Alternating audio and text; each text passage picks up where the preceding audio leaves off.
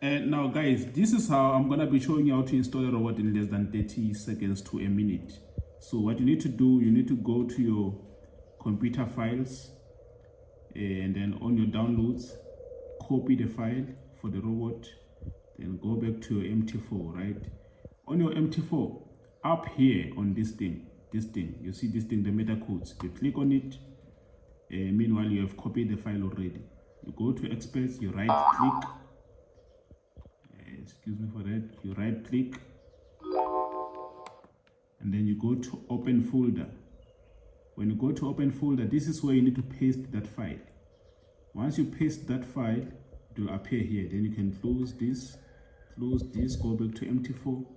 Under expert advisors here, you right click, you go to refresh, and then when you open expert advisor, you will see the robot here.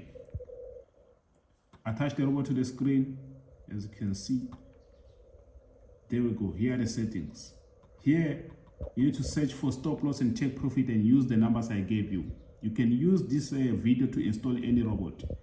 Use the numbers that I gave you on your email. You put them here, and then you can click OK. You can click OK, and then the robot will be installed just like that.